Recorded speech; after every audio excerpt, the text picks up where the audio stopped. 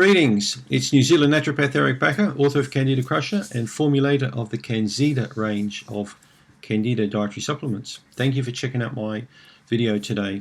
It's going to be another case history today. This case is going to be regarding a woman who's now in her 70s and her name is Val. So I'm going to read a little bit from my book Candida Crusher and then I'm going to explain a bit about this case.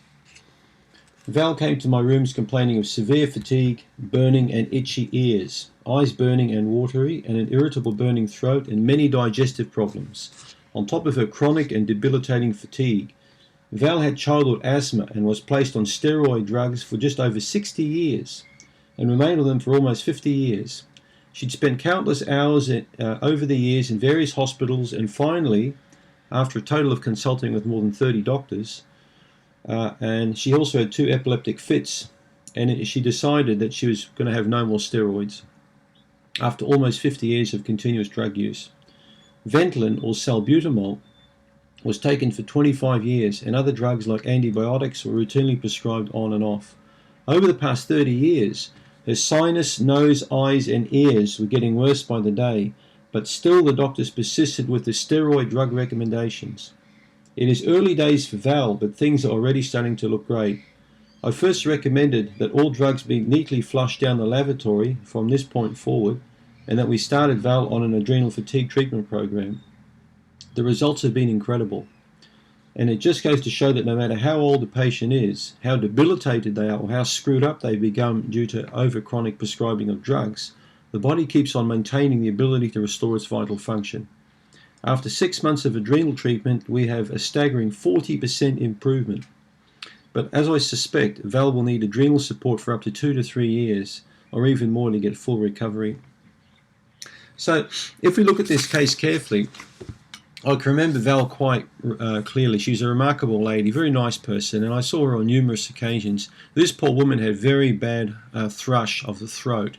But also she had vaginal thrush, she had digestive thrush, she had itchy skin. She was a wreck. She was a train wreck, this woman. Completely screwed up on drugs. Now, you may be on medication for many years yourself, particularly steroid medications. Steroid medications are designed to suppress the immune function, whether you're using topical on the skin, hydrocortisone for conditions like dermatitis, eczema or psoriasis, whether it's an inhaled steroid, those puffers for asthma, whether it's an ingested steroid like prednisolone for an autoimmune disease like lupus or rheumatoid arthritis or any one of the 100 other diseases you might have that are autoimmune related. These drugs are crap. They're absolute crap. Okay, because they wreck your body. If you keep on them long enough, they're going to completely screw your system up. In the short term, they may be of benefit, but long term, they're going to destroy your body. It's just not worth going there. What happens when you suppress the immune system long enough is you're a sitting duck for all kinds of infections.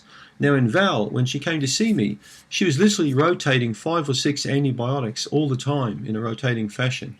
As her body would resist one, she'd switch to another one. I mean, that's just crazy. That's like going from a MasterCard to a Visa card, to all these damn cards until you've maxed everything out and then you overmax things.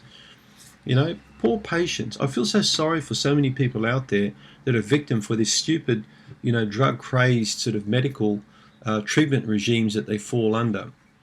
Long term, it's just almost like Russian roulette to me. You're going to die. It's only a matter of, how many bullets have you got in the chamber. So in Val's case, my first aim was to try and boost her immune system up as much as I could. And I found that treating the adrenal glands was a very smart move. And in the early days, I didn't really understand the connection between the adrenal gland and Candida, but now I do. In fact, a lot of my patients with chronic resistant, intractable Candida have severe adrenal fatigue. It's not until we change their lifestyle, boost their adrenal function up, empower their immune system, that we can actually fight this, this chronic infection. All the diets ain't going to work if your immune system's in poor condition. Just remember that. All the diets are useless. You have to get your immune system powered up, okay? It's a very important point I want you to get from Val's case history. The respiratory physician at the hospital was absolutely blown away when he looked at Val's peak flow volumes, how that improved 4- or 5-fold, literally within 6 months of adrenal treatment. He was staggered. And when I asked him if he thought this was a valid therapy, he said, "Oh, absolutely." And then when I asked him if this would be possible in the hospital, he said, "It's impossible. We can only use drugs in the hospital. We can't use any natural treatments." How crazy is that? I hope you've learned from this case history if you're taking steroids. Thanks for tuning in.